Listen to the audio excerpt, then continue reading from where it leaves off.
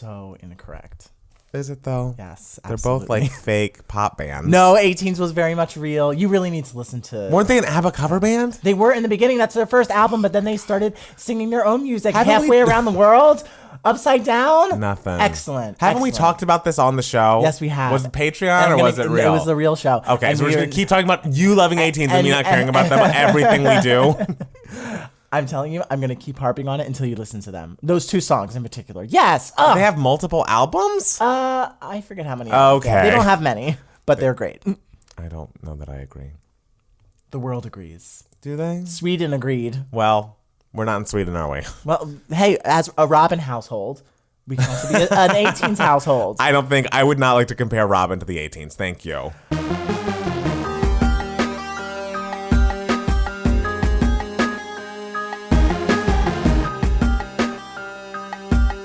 Hi guys, welcome back to the Two Gay Matts podcast. It's Matt Steele. It's Matt Palmer. And guys, according to Matt Palmer, not much happened this week. I mean, the thing is, there are a lot of stories, but I feel like their stories will explain and be like, okay, next. Well, I mean, but that's kind of fun. This will be a lighthearted episode. It won't be such a dirge. It won't be such like a, oh God. I mean, it's not even that the things are lighthearted. It's like they just don't. I don't know. Matter. They matter. I'm sure people are, it affects people and we care about that. But I don't know. I was going through the news and it wasn't as much of things that I wanted to talk about. There wasn't as much weight to the stories. I mean, you say that once we get to the stories, you're not going to, I think that's the wrong phrasing. Oh, no. But, okay, Well, first, let's start with how everyone's week was. Matt Palmer, how was your week? Oh, my week was good. I'm trying to think what I did. I had my friend Ashley in town, like we mentioned, and that was very fun. Ashley was a queen, by the way. I met her for the first time. Yes. She was excellent. She was really cool. She was a New Yorker, and I'm a New Jerseyan. Yes. So, we really, hit it off. We're best friends now. We text every day. I don't think that's true. But Matt Steele was also like, I like her because it's like she could kill me. I love it. I love someone. I don't know what that means. When they walk into the room, and I know if I step the wrong way, they could kill me. I mean, I don't think she would. I think that's just the New York side of her. But do you feel like a New Jerseyer is a very different energy than a New Yorker? Not overly, Yeah. but we would brag that we'd have our differences and everything, but it's the same It's a region, similar guys. thing, right. New Jersey, New York, Philadelphia. I'm not going to say all of Pennsylvania. Philadelphia. Okay.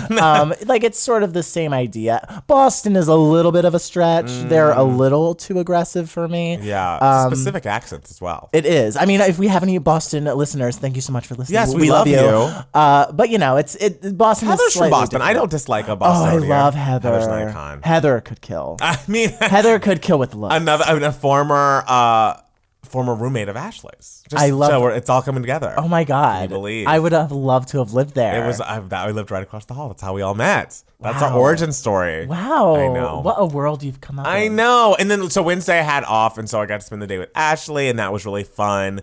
But yeah, ever since I've been floating along, our kickball league is over because the thing is we do so well in the regular season, and then as soon as the playoffs come around, we lose our first game. You lose.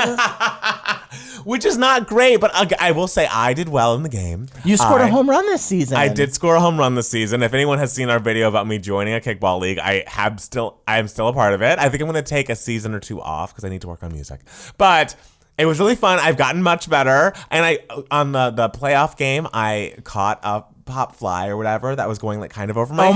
God. And I caught it, and that was big, and I threw it right into the pitcher, which is what you're supposed to do. So I've definitely grown in my kickball ness, right? That's great. I know. Nowhere to go without. But the home run was big. Look at you. I'm looking at your body right now. You're wearing a tank. You're Thank in you. shape. You're fit. I don't think that's really a kickball related thing. I mean, you've been more physically active since. I guess, I'm trying to give you a compliment. I know. I appreciate the compliment. I do, and I mean, I run around the base a little bit, but I mean, it's not. I mean, it's kickball. It's not like Give yourself credit. You can catch balls. I can, can't. but I don't think that catching the balls affects how I look. But I do. I appreciate the compliment. I thank you for that. You're welcome. Now, how would you say I look? You look great. Thank you. Your hair's a little wet. My hair's wet, guys, because I just got out of the shower. And I don't like myself with wet hair, but again, it's a podcast. It's a podcast. No one will know. I mean, now they know because I told them. Whatever. You can imagine. They probably imagine I look really hot and sexy. And I'm tossing it and water's flying everywhere. Please don't toss it and keep the water away from the mic. Thank you. How was your week? I assume it was better. Oh, my week was great compared to last week. It was such a good. lovely time. I saw Miss Saigon on Tuesday. It was playing at the Pantages Theater in Hollywood. good. How was that? It was wonderful. I have never seen Miss Saigon before. Really? Yes, I've known all the music. Yeah. My not my whole life, but since I was little. Yeah. From listening to the London cast recording, but I had never seen the show, so I never really got the full scope of everything, and it was a lovely time. Really? Did you cry? Of course I did, because I feel things. Is it sad? I don't know anything about Miss Saigon. It's really sad. Oh. It's really, yeah. I mean, I'll get into it more with like giving you moments. Okay, of course. But so I've been in a Miss Saigon mood this week. I've listened to 2 different cast recordings. Wow. Oh my God, a Miss listened to. Saigon stan. Like I listened to the 1995 international cast recording and the 2014 live London cast recording. Which is your favorite of all the cast recordings? Oh, they're both good for different reasons. But of all of them, is the one you grew up with your favorite? I mean, that's always going to be like the OG, the original. Of course. So like, it always has a special place in my heart. Yes. But like, there's some great cast recordings in Miss Saigon, guys. We love. Yeah, and so that's where I've been this week. And happy, but like crying to myself as I sing the movie in my mind. I think that's fine. Yeah, I feel like that's a good week for you. Yeah, because I feel happy when I feel emotions. Right. And that aren't anger. Or frustration.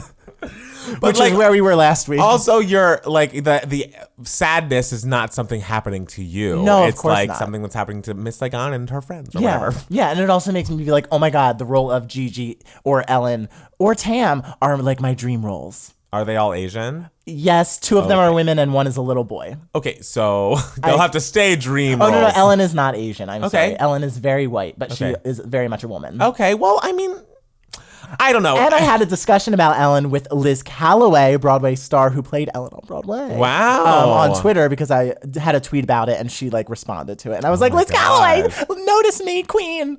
And she did notice me. We love that. We love a Broadway Twitter interaction. I know. You know, Broadway fan to Broadway actress. Absolutely. Yes. Well, that is a good week, I must say. So now we're hopping into the news. Yes. The news for idiots. And firstly, the thing that is, I guess, on everyone's lips, this happened, I guess, 21 hours ago. The news broke that Miley Cyrus and Liam Hemsworth, the, in my opinion, less attractive of the Hemsworths, are no longer together. They have gotten a divorce 8 months after their marriage, their wedding. And let's see, the People article says some stuff about this, blah, blah, blah. It's going to be like respect my privacy, I assume, but... I mean, I'm just very confused by this because I thought a multitude of things Yes. In this relationship. For a while, I thought like, oh, they were no longer together because I know they broke up in 2012. Right. They did. And then I vaguely heard that they were back together, but then I forgot about it. So Yeah, then when I heard they got married, I was like, oh, they were back together? Yes. And now that they announced their divorce, I was like, oh, haven't they been married for like 10 years? And yeah. Like it's like there's no set in stone vision of their relationship in my head because I mean, I wish them both the best, but like I really was not preoccupied. No, I don't with know this that I'm like relationship. tied into Miley or Liam's personal lives in that way, but they have, according to the rep for Cyrus, who told People in a statement, Liam and Miley have agreed to separate at this time, ever evolving, changing as partners and individuals. They have decided this is what's best while they both focus on themselves and their careers. They remain dedicated parents. Sorry, this is funny to me. They still remain dedicated parents to all of their animals they share while lovingly and taking this time apart. Please respect the process and privacy. And it's like, just split up the animals. Animal custody is like a huge thing. Really? Like with couples. Like I had a friend who adopted a dog with her boyfriend. Yeah. And her boyfriend was we did rest. not approve of him. Did you not like him the whole time? Didn't love him the whole time, and then by the end it was just like absolutely he has not. To get out of here. You need to get out of here. But they adopted a dog and they split up, and so they like went to court. And I know. I haven't spoken to this friend in a long time, but like I think they. Like the judge ordered like joint custody, so I think they have to like pass the dog back and forth. What? I know, guys, and like, look, I get it. You love your pets. It's pets true. are wonderful. Animals are great. I wanted to be a veterinarian when I was a child. Oh, but the news from Matt Steele. But guys, it's a dog. Like I get it. I know. You love your pets, but right. like, that's a lot. I also for a pet. am kind of in the opinion of it's like why we don't buy furniture together, because at some point we're not going to live together, even if you're in a relationship that's not a marriage. And I guess they were married, but if you're just dating someone, don't buy an animal 8 months in, they split up. That was on shaky ground when they got married. I do wonder, like, I guess a lot can change in 8 months, but if they had been together on and off for so long. 8 months was January. Oh, shit. That feels like yesterday.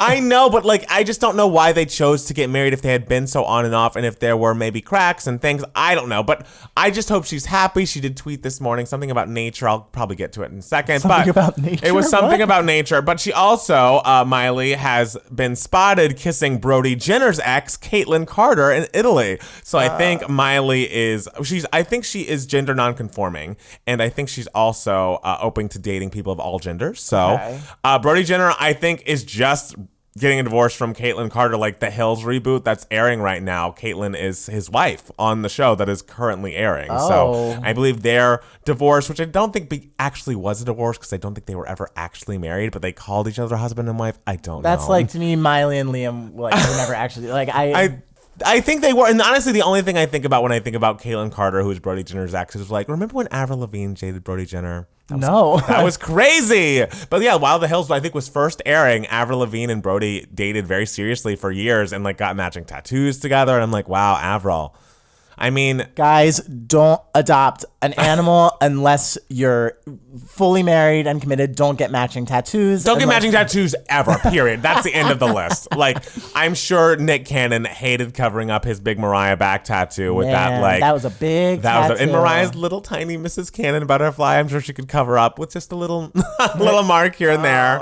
Adorable. I mean, I wish them both the best. I'm sure they're both nice people, and I'm sure they're both insanely wealthy and attractive. They will find other people. But I mean, I guess the only connection I felt to their relationship was I felt like Bangers was kind of a breakup album when one of the early times that Liam Hemsworth and Miley Cyrus broke up. And so it was kind of interesting to see them back together. And I was like, oh wow, what a turnaround, and things have changed. But I don't know. I feel like if there's many up and down, like, I don't feel like an on and off relationship is a good one to hold on to as a marriage. It's like, oh, if it's on and off, it's going to be off again, right? Especially now, like, you're kissing another girl like so quickly. It's like, I bet it's been off for a minute. Like, yeah. I bet they have been separated for a while, and it's just now coming to the public.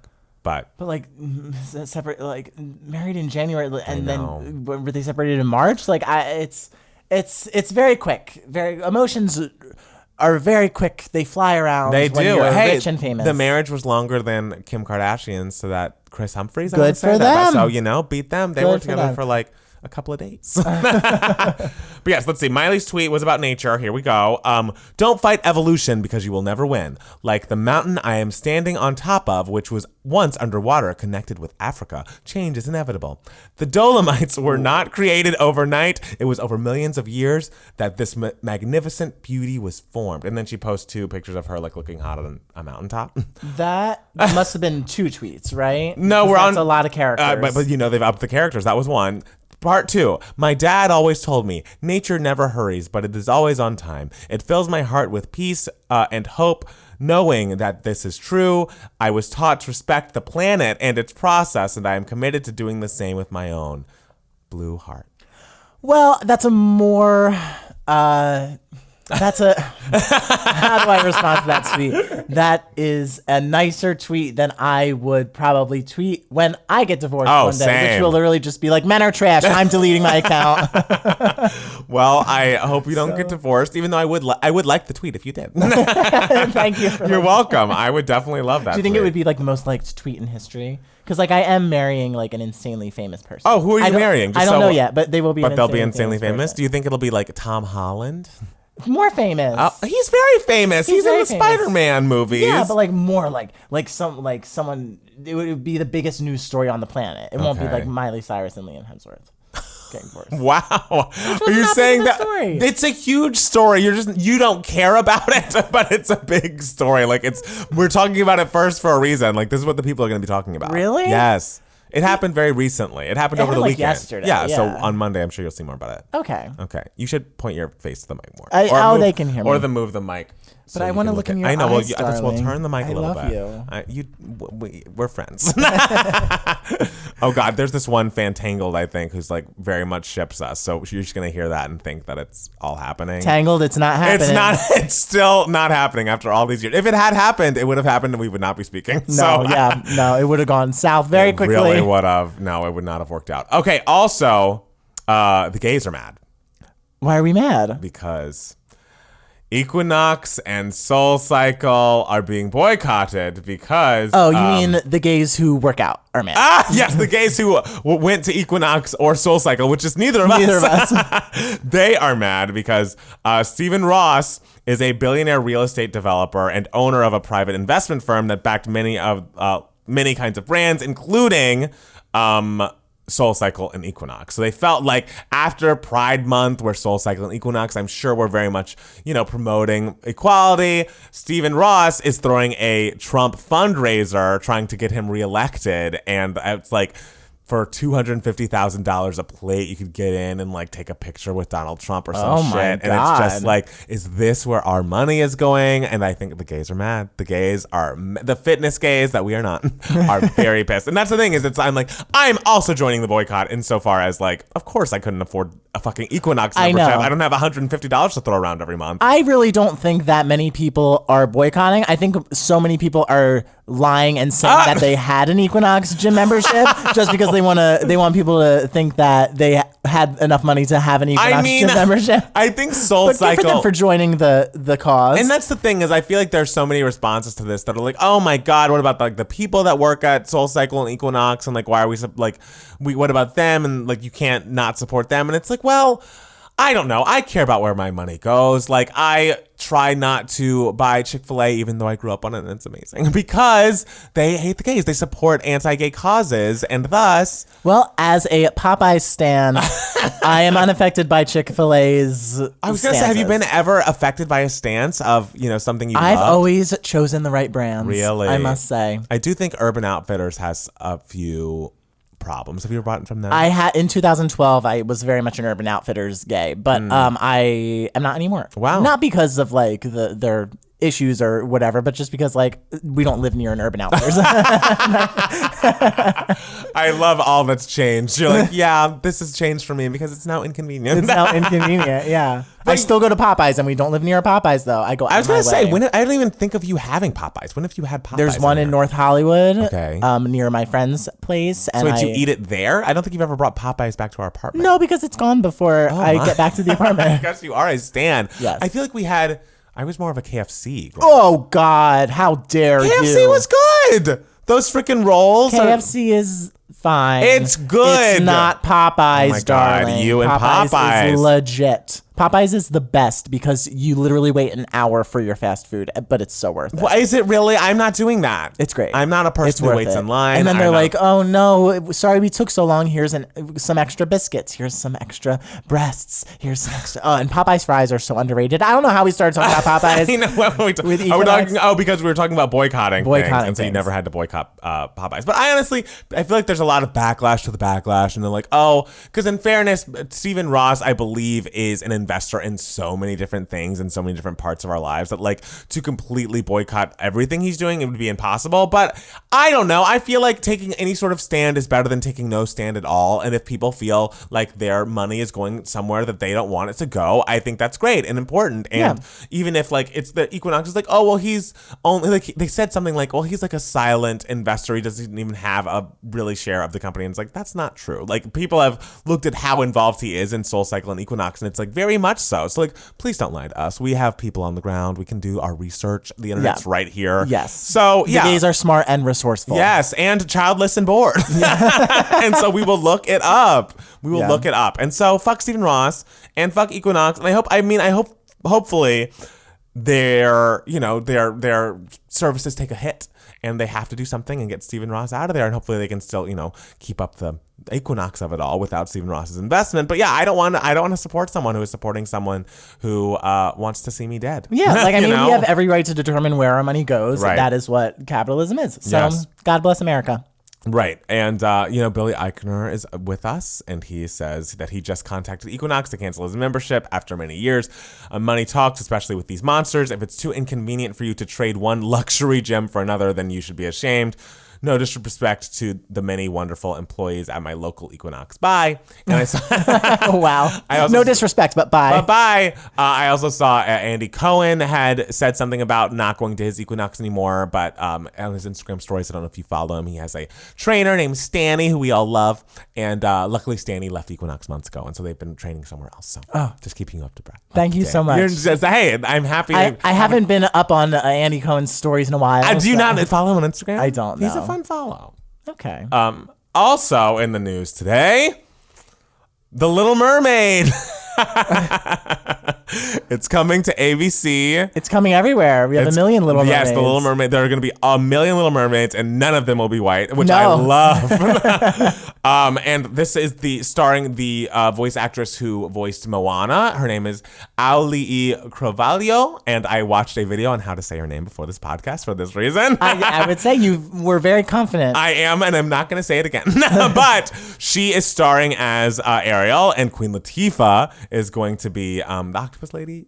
Ursula, yes. Octopus lady. Jesus Christ. I haven't seen it in a long time. Oh my God. You should know the names of the characters in The Little Mermaid. Matt Homer's connected to The Little Mermaid. I am currently connected to them, and we wish everyone all the best in The Little Mermaid.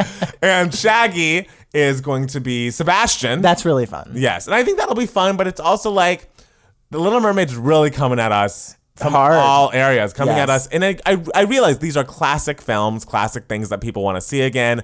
But do we need a live action movie after the live action live musical event on ABC? Do we need The Little Mermaid live before the live action Little Mermaid? I know. It's really just like we're playing Mad Libs at this point. Of like, how can we, exploit... Which Little Mermaid is which? Yes. How can we exploit this IP? It's crazy. Yeah, I think it's I don't know if it's a good or bad decision by Disney. I guess we'll find out, because it's kind of, will people be Little Mermaided out by the time the live action version comes? I would imagine Disney would be like, no, nothing Little Mermaid, so people can build up their excitement for the live action version. So I was really surprised when, is it NBC or ABC? Fox? It's ABC. Yeah, ABC. Yeah. Well, I mean, ABC is then the Disney, Disney. ABC. That makes sense. Yeah. But ABC's first live action. Oh, is it the first? I think it's ABC's first. Wow. Because as a part NBC of or Fox, the Wonderful World of Disney franchise. Oh, the Wonderful World of Disney! I missed the Wonderful World of Disney on ABC. That? Oh, in like the '90s, it was like the Wonderful. It was like Brandy's Cinderella. Like that was a part of the Wonderful World of Disney. Like it would be like a Sunday night special or something. Oh, they should bring those back. It was so wonderful, those specials, guys. We missed the Wonderful World. We missed Brandy's Cinderella. We missed Brandy's Cinderella. No, but they had wonderful things like Annie. They redid Annie, was wonderful. I know you're very anti Annie right now. I mean, you made me this way. Sorry.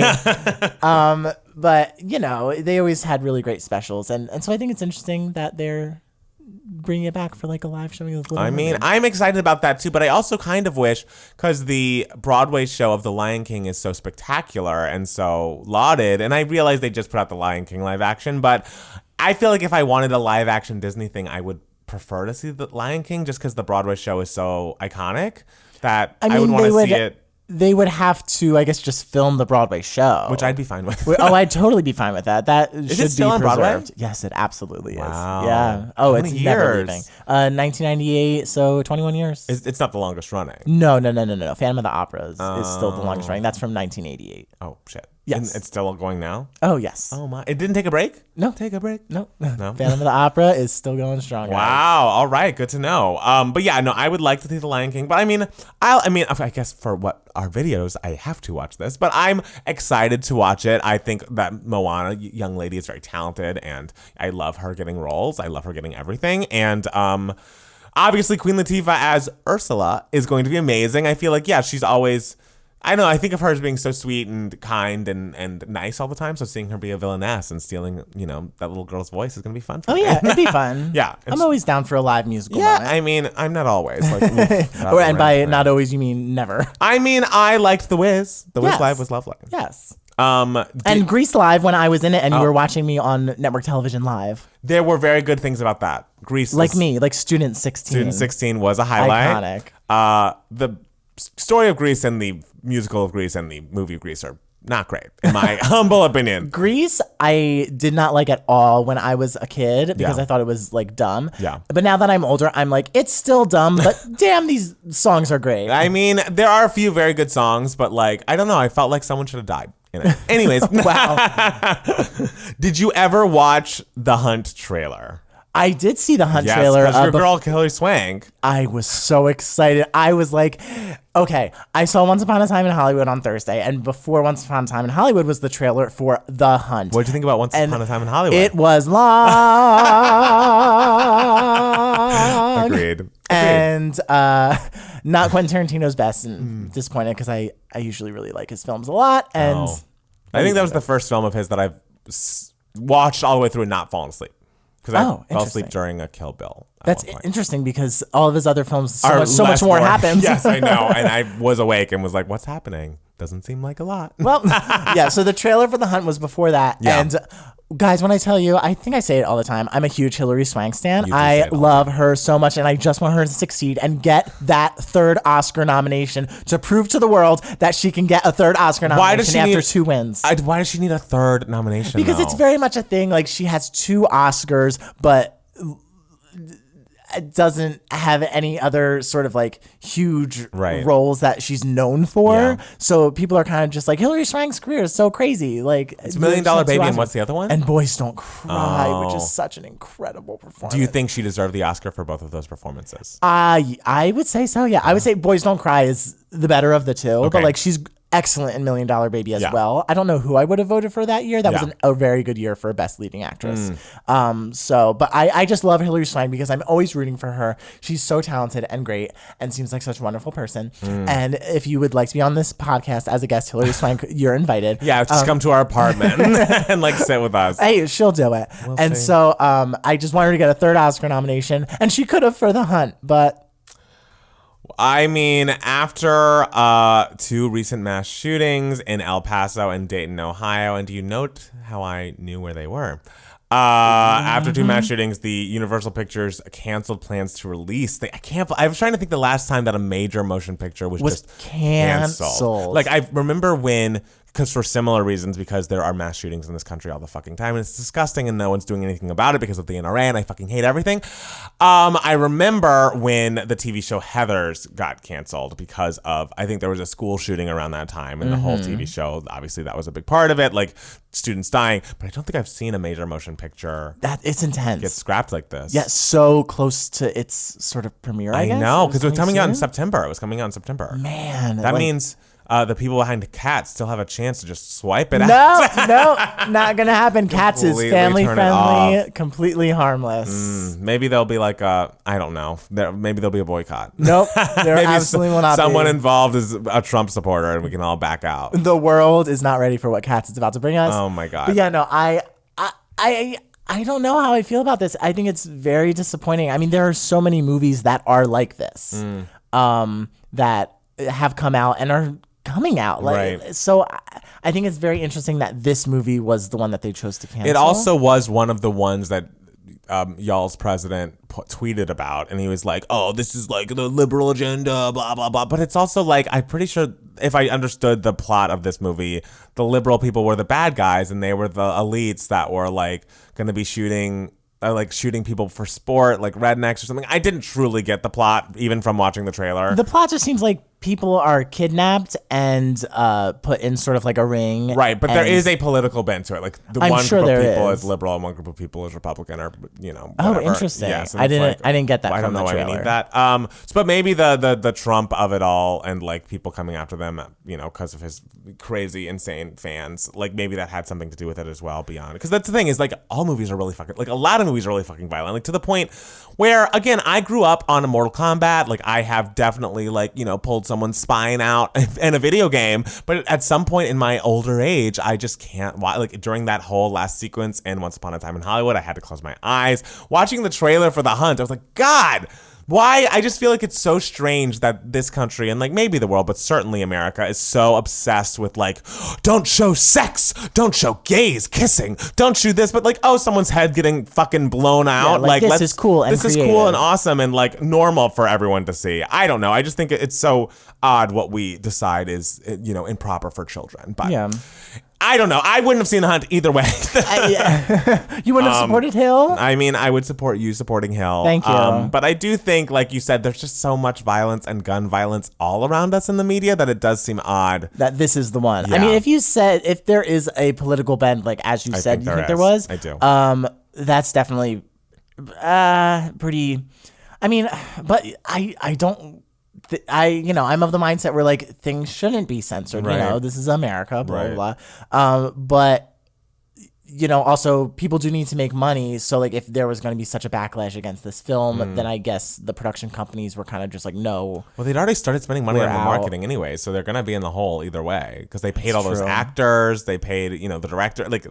So either way, they're not making money. Well, guys, I do know because my coworker told me yesterday that there's a Netflix movie, I believe, called I, Mother that Hilary Swank is also in. So if you want to support Hilary Swank, stream I, Mother. I hear it's very good. Yes, this is now the Hilary Swank Big Brother podcast by Matt Steele. If you want to support Hilary Swank, I mean, Mother. I think if you like her, I'm sure she's fine. I haven't even seen an interview. I've never seen one of her movies. We'll watch Boys Don't Cry together one day. You've never seen $1 Million Baby? No. I was gifted a P.S. I Love You one year at a White Elephant. I didn't watch it. I've actually never seen P.S. I mean, I'm sure it's horrible. Gerard Butler and Hilary Swank paying like love interest sounds like a wreck. It sounds fine. I don't trust that. They could love each other. I don't believe it. She deserves a hot guy like Gerard Butler. He seems so dumb.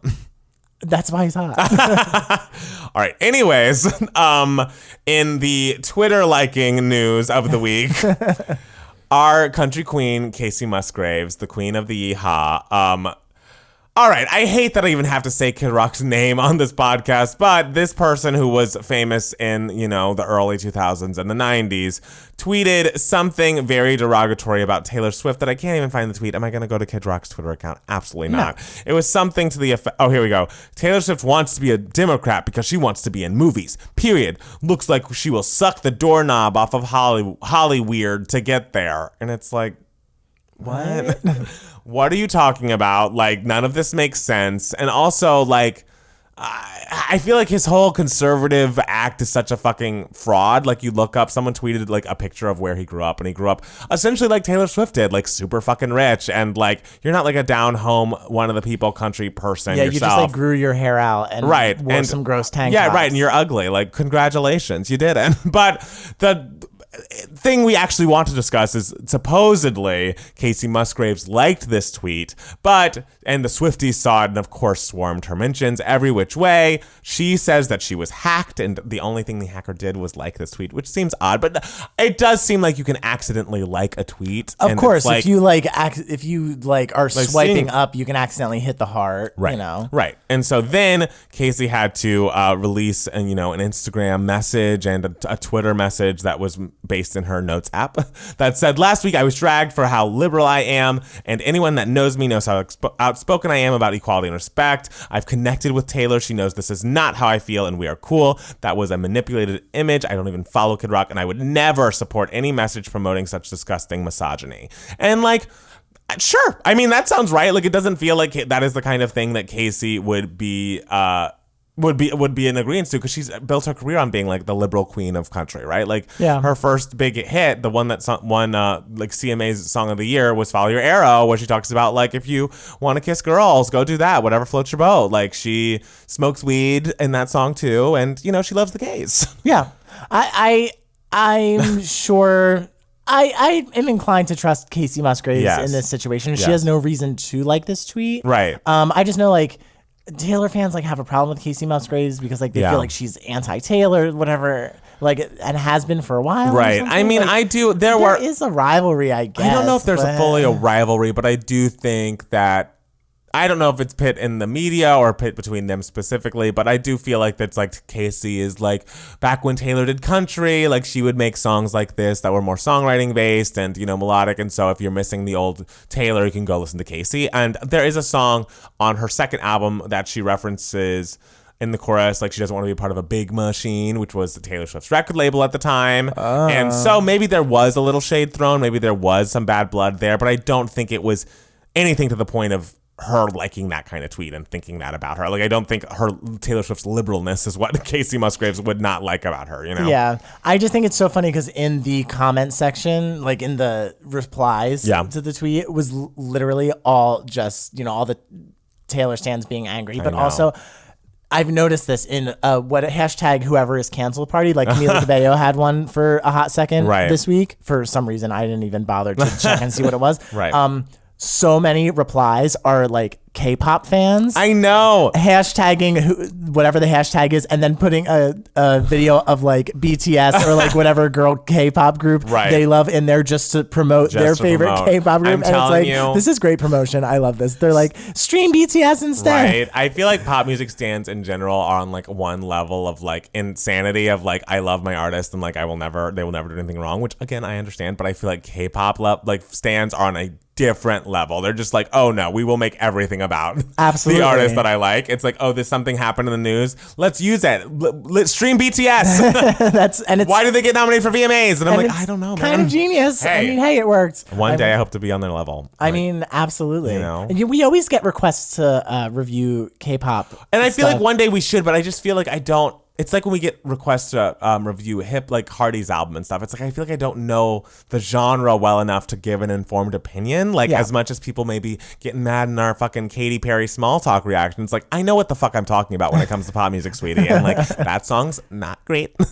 So you can stay mad. But it's like with K-pop, it's like I could give an opinion, but it's not really based on any sort of.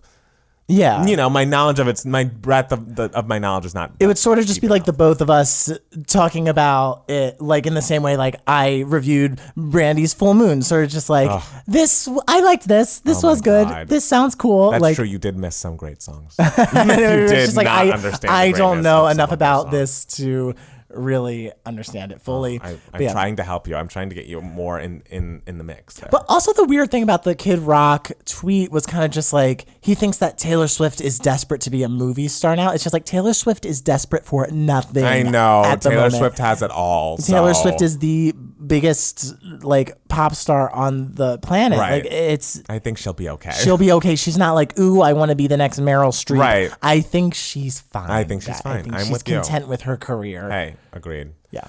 Lastly, one cool new thing that's coming out that I'm sure neither of us will watch, but it seemed like cool casting.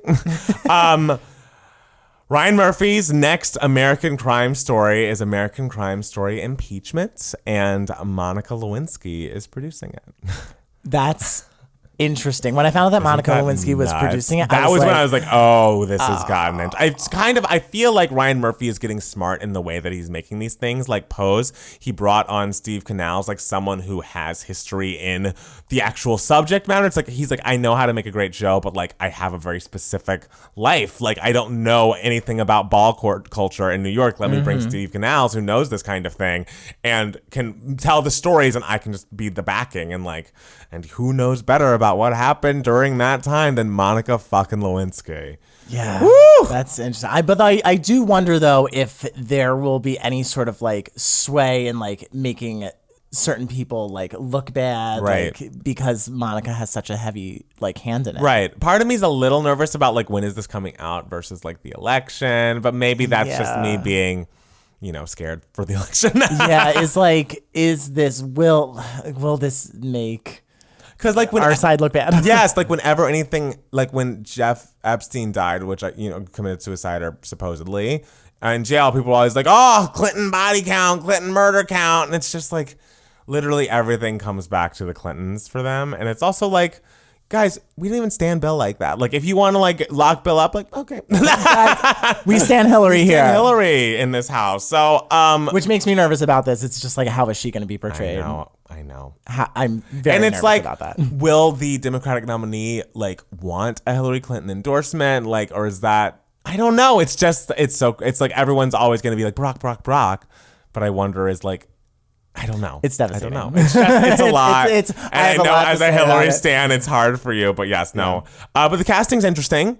because it was always like, oh, why is Sarah Paulson not going to be in the next American Horror Story? It's like, oh, well, she's going to be in this. She's going to be Linda Tripp. Beanie Feldstein is going to be Monica Lewinsky, which is excellent casting. Oh my god! Oh my, I'm fascinated by that. A+. And then Annalee Ashford is going to be Paula Jones. I love Annalee Ashford. Wait, do I know her from? Is she on Top Model? No. There was an Annalise Cycle 11 on Top Model, but no, that is not Annalee Ashford. Annalee Ashford, she's a Broadway star. She won a Tony Award for You Can't Take It With You in 2015. She got her big Broadway star in Legally Blonde. She plays one of Elle's friends in Legally Blonde. Oh, cool. She's like the quirky, weird blonde one. Wow. And good for her. What a career. Yeah, and she was recently Dot in Sunday in the Park with George on Broadway with Jake Gyllenhaal. Okay. So yeah, she's actually she's good friends with Greg. You guys who are listening don't know Greg. My friend Greg is good friends with Annalee. Oh, that's cute. Yeah, she's very talented. She's very funny. So, okay, since all of these people, you're happy with the casting, and like Annalee Ashford comes from a Broadway background, and it's about, Hilary will be involved. Do you think you'll actually watch this? I will. Wow. I think I might. Yeah, I think I might. watching a TV show. I am so nervous. It's just like if anyone says anything negative about Hilary, I know. I will punch my TV screen. Please don't. That's my TV screen. You can punch your phone. But yeah, something else is happening. So that's the news for Idiots for this week. I hope you guys learned something. We hope Miley and Liam are okay. And we'll be back soon with some emails. We got several emails this week, I must say. And then also we'll be back with giving you moments, darling. Hi, everybody. We're back. Yes, welcome back. And we have breaking news, guys. Actually, I have a breaking news thing, too. Oh, wow. Okay, well, I'll start with mine. Okay. I jumped on Instagram during our long, arduous break. Yes. Adele seems like she's having a great summer. Thank God, guys. I know. She's going through a breakup, a divorce, but she seems like she has her friends by her, and her baby was with her with a heart over his face to, maintain his privacy. Yes. And she looks amazing. There was one shot that I was like, oh, this should have been the cover of the album. Her hair's all in her face, blowing in the wind. I just feel like she's living her best life, and I'm so happy for her. Guys, what a time to be alive. Yes. Well, I also have breaking news. Since we were talking about Gerard Butler, I wanted to Google him just so I could look at his face. Okay. Because I was like, he's hot. Let me look at pictures of him. And I found out, you said he looks dumb. He studied law. Oh, wow. So Gerard Butler is not dumb, guys. There are dumb people who can study law. Well, I've never seen him do an interview. How's he look these days? Good still? He looks great. He looks great, guys. All right, good for him. And he can spout some law information at me. Yes. Yes. We love it. I am so turned on right now. All right, let's read some. Call me Hilary Swank. Let's get to some emails. Matt Steele, we got several emails this week. We're going to go through two. We really did. So because we got so many, we can only do two. Don't worry. We'll save others in the ether for in case there are weeks where we don't get any. I know, exactly. So I feel like we should call the email segment Email My Heart. Oh my, I do love it. Yeah, I feel like everyone can relate to it because everyone's doing emails. Everyone is doing emails. So I feel like everyone will like us calling the segment Email My Heart. And I also love you announcing it in front of everyone. So if I was like, I really hate that. What was I going to do? But luckily it's a great idea. Yeah, it's a great idea. So welcome to Email My Heart, the segment where we go through emails. If you would like to be a part of Email My Heart, you can email us at 2gaymats@gmail.com. Yes, TWO. So the first one is from Aya. Ion is her subject was icons recognizing icons, which and we love. Aya is a patron. We love her. We love Aya. Yes. Hey Mats. First of all, love the podcast. Even when you're talking about stuff I have no clue about, I find myself laughing out loud. Thank you. That's very We sweet. laugh out loud here too. The question is, we all know that you both have your favorite divas, Steele's being Carol Channing, may she rest peacefully, and Palmer's being Mariah. But I'm curious, if each of you had to build your own Mount Rushmore of iconic divas, who would join Carol and Mariah? Thanks. Best wishes, Aya, BA Theater Arts, Drew University. And hi, Aya. I actually got into Drew University and almost went. Did you really? Yes, Drew University was like my second choice. You didn't do NYU early decision? I didn't, no. Really? I was regular decision. Oh, I did early. Well, great. That means nothing. I mean, it means I got in, and so. Well, great. I also got in regular decision. Yeah, but early is But Drew is better. also a great school. Has a very good theater program. So good for you, Aya. We love you becoming a dramaturg. Who would be on your Mount Rushmore? Okay, so my friend Louis Vertel actually has a game called the Coven Game. Yes. Which he started when American Horror Story Coven came out, and it's basically this game. Essentially, like who are your 5 females? Is it? There are 4 people on Mount Rushmore. Yeah, but we're gonna do 5. Okay. Love that you've totally changed Aya's game, but sure. Mount Rushmore it's our own country. We can do whatever we want. So my Mount Rushmore obviously is Carol Channing. Yes. In the center. Yes. And then Bernadette Peters. Okay. Then all 5 Spice Girls. Chiseled very small so they can all fit in one cheating, space. But go it is on. not. They count as one entity, one unit. This is cheating. Fantasia. Ooh. And Fantasia, our American Idol. And American Idol. Our American Idol.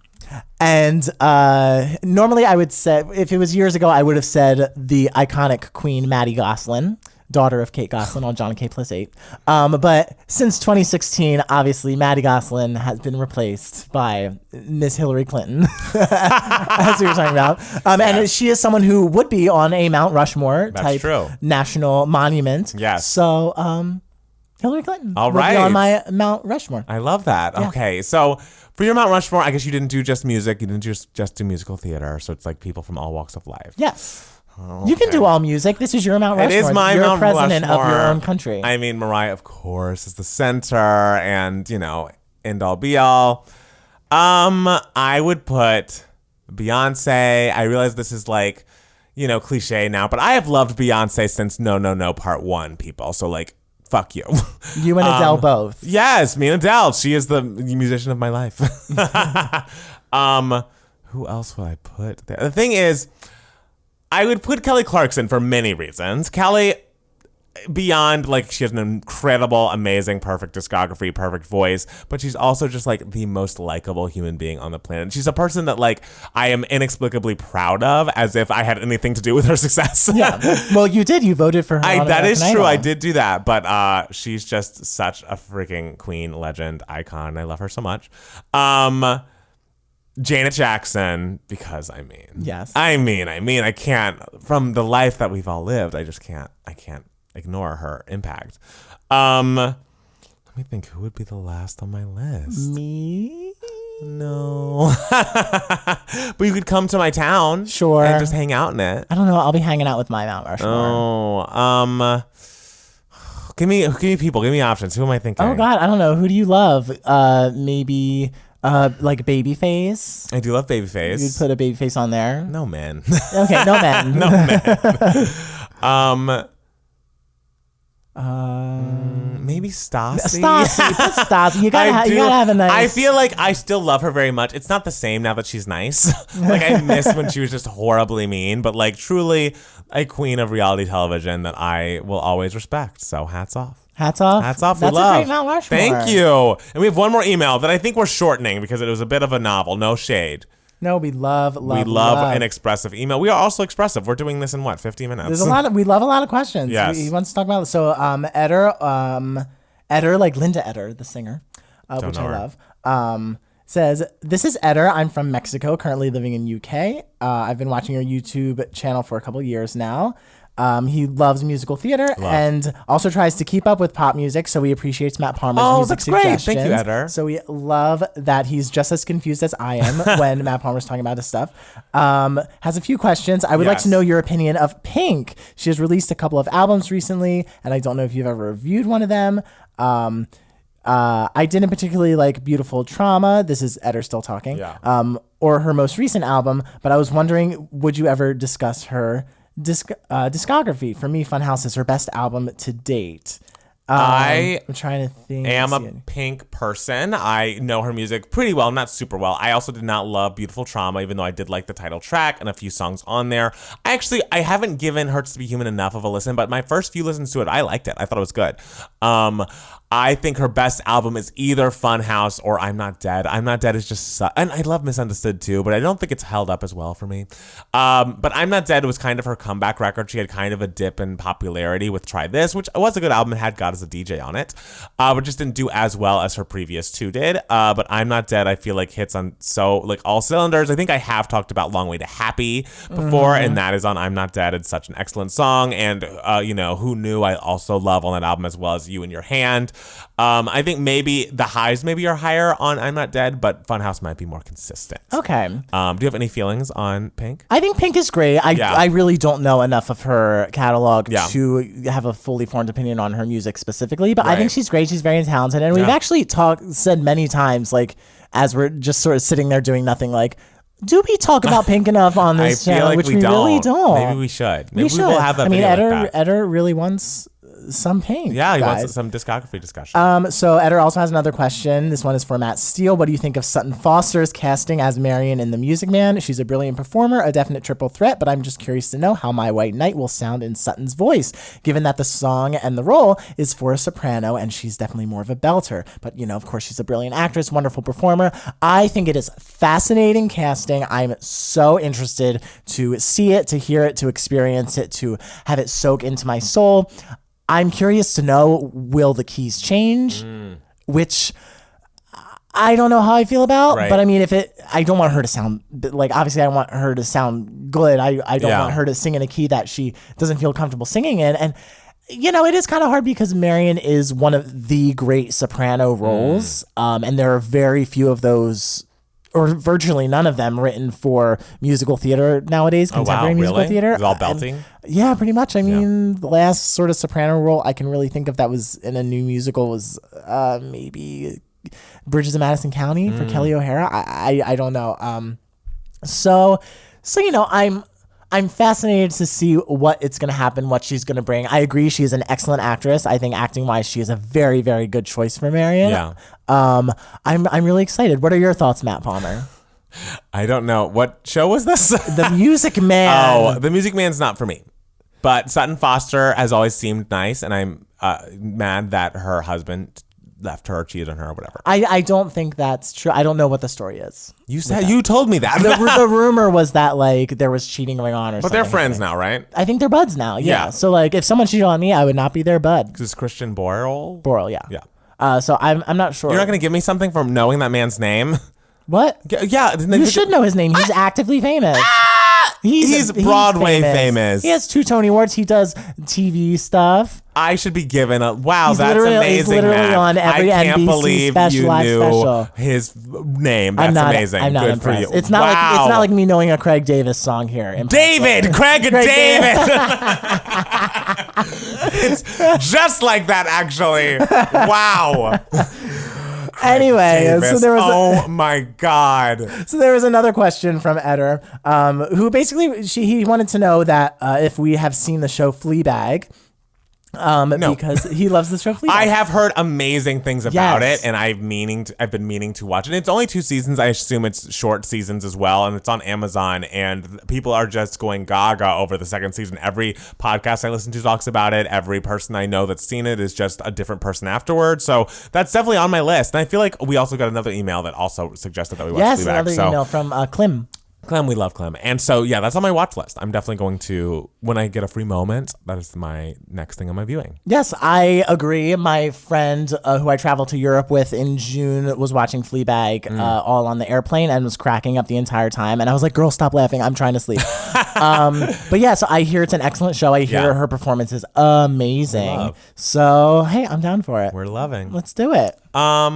All right. So now we're at the last moments of the show. Can you believe 52 minutes in, we thought we didn't have anything to talk about? I know, exactly. And this is our longest podcast to date. It's happening. So do you want to start giving us a moment, darling? What has been giving you moments this week, Matt Steele? Well, there's Miss Saigon, which I talked about. I just want to add that it's so exciting to see a show that you've known for years and to finally see it live. Yeah. Especially a show that's such a classic as Miss Saigon. That's exciting. So it's just such a wonderful experience. And I would also say it's also a wonderful experience seeing a show coming from the time period that Miss Saigon was written, and especially from the UK, that it's a certain genre of musical that isn't made nowadays. They don't make musicals like that anymore. Right. And if they try to, it's like, oh, this feels dated. But just going back and experiencing a musical like that, such a big epic like that, is really such a wonderful feeling. And it just reminds you of how great shows were back then. And I mean, they feel the same way. No, now? They are great now, but it's sort of like how you revisit like 90s R&B. Totally. Like you're just like, oh my God, this was so excellent. Yes. But if someone were to write that now, you'd be like, oh, this feels dated. Right. You know. So. Also, just so we're clear on the Broadway cast recording of it all, Matt Steele is the one that doesn't want to listen to the Hadestown. Okay. I was like, I think it sounds nice. I listened to the whole thing. I was like, I think it's nice. Let's talk about it. And Matt Steele was like, I couldn't finish it. I was listening to Hadestown during a very bad week. Yes. And I was just like, I'm not in the mood to listen to anything new and experience it. And like the story didn't initially like grab me. No, we're not really like, Oh, I mean, what I've heard, the music is very good, very intricate. Would you give it another chance? I'll give it another chance now that I'm like in a better mood. You're in a better place. But also I feel like with Hadestown, I feel like it's kind of a show I would appreciate more seeing it, especially Rachel Chapkin directing it. I would really love to. I feel like it's a show you have to sort of see too. All right. Even though the score is very good, Yeah, like I'm very pretty. It's very pretty. It's very interesting. It's a style of musical that I love. It just sort of reiterates that if Caroline or Change had come out now, it would win Best Musical. That Caroline or Change was ahead of its time because now all musicals winning Best Musical are like Caroline or Change, including Hadestown. How is Hadestown like Caroline? It's just sort of in the style, the intimate, artistic sort of I'm not going to say not leaning on not relying on melodies, right. but sort of the music sort of flowing into all the songs flowing into each other and everything. This is a little more melodic than Caroline or Change, I think. Hadestown. Yeah, I would say that. I would agree with that. But I do still need to finish listening to Hadestown. I was not in He's not in the mood. The right mindset for place. Hadestown when I was listening to it for the first time. Right. Anyway, so my other giving you moment was on Friday I saw the movie Loose and I thought it was excellent. One of the most interesting movies I've seen in a long time. Is it a thriller? It's a thriller about a young boy who is a senior in high school who was adopted from Eritrea, Africa, who was a child soldier until he was like 8 years old. Oh my God. And was like brainwashed and all the horrible things that have happened to children. Yeah.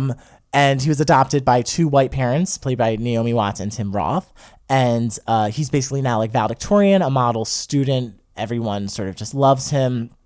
But Octavia Spencer, and this is an Octavia Spencer household, ladies and gentlemen. Hello. We love everything she does. You didn't watch that movie Mama, did you? I didn't, I didn't watch it. I was curious about it just because it looked insane. I know. I didn't see it. I was excited to see it, and then I never got around to it. I'll see it at some point. It'll be streaming at some point. And Octavia Spencer, when I tell you, gives maybe her best performance. Whoa. I think she's excellent in this movie. Really? So good in this movie. Her character, I'm with her 100%. Basically, she's basically a teacher who sort of sees through this kid's perfect facade and everything, but no one really believes her. And it's sort of set up where it's kind of like you don't know who to believe. Right. Everyone is kind of right. Everyone is kind of wrong. Except my standpoint, I am firmly on Octavia Spencer's team here. This kid, spoilers, if you don't want to know what happens in the movie, stop listening. This kid's a piece of shit. And like this kid is a manipulative sociopath. Wow. The second he opened his mouth, I was like, something's wrong. Do you get a full answer by the end of the movie? Not really. Okay, maybe. Okay. Ish. I mean, he's definitely a three-dimensional, fleshed out character. Yeah. So you are supposed to sympathize with him. Yes. In certain Which parts. you did not. I mean, I'm always going to take the side of teachers or Octavia Spencer. Yeah. Or both. Or a lady. or a lady. Yeah. Oh, there's one scene where she's treated so horribly. It's just like, it's infuriating. But it's a very interesting movie that deals with so many things regarding race and people's responsibilities to uphold a certain image. And so, because there's so much pressure on this kid. Totally. And obviously, he has a hard time dealing with that pressure. Right. So it's a fascinating movie. It's at any indie movie theater you can go to. It's not playing at like an AMC yet, Right. which hopefully it's successful enough that it moves there. It's a fascinating movie, and the performances are excellent. All right. Kelvin Harrison Jr. plays the kid. He's very, very good. I'm excited for Matt Palmer to see it so we can discuss it and talk about how we love Octavia Spencer. I mean, I would and how she was right. I would love nothing more than to talk about how much I love Octavia Spencer because I saw Fruitvale Station and have never been the same. She's so excellent. She's just someone whose career I'm just so impressed Yes. Because she, she has so much working against her. She's a woman. She's a black character actress. Yeah. Like, it's so much. And Hollywood could have totally pit her in one specific thing. And she is firmly just like, no, I will play all these interesting roles. Yeah, after she won for The Help, she could have been pigeonholed as that. Yes. And everything afterwards. And she is like, just killing the game. It all. Good for her. She's excellent. My giving you moments is kind of niche. Warning. I happened upon Catherine McPhee's 2007 release for whatever reason. And she has a song called Over It, which is very good and very much in the vein of Too Little Too Late by JoJo. She also has a great song on that album called Home, which is not written by these two people that I want to discuss today, but it's also very good. Anyways, I kind of went on a Wikipedia hole and just like a whole of these songwriters. Their names are Josh Alexander and Billy Steinberg, and they are a songwriting duo that have been working together for a long time. But Billy Steinberg has written songs, like he was a songwriter. He was born in 1950, and he was a songwriter in the 80s. He wrote Like a Virgin by Madonna. He wrote True Colors. He wrote So Emotional by Whitney Houston, Alone by Heart, I Drove All Night, I Touched Myself. Like, he did, before he even linked up with Josh Alexander, he was doing huge hits, and again in the 80s. Damn. And then his songwriting partner Tom Kelly, I believe, retired, and so he and Josh Alexander got together at some point. Retired, you said. Retired, yeah. I thought you said it grew tired. I was like, and then his songwriter grew tired of him.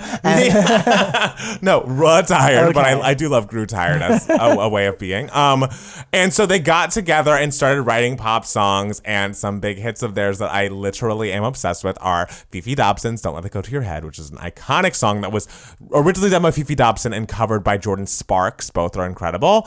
I did a song for the Veronicas. I love the Veronicas. They've worked with the Veronicas a lot. Then, of course, Too Little Too Late, Catherine McPhee's Over It.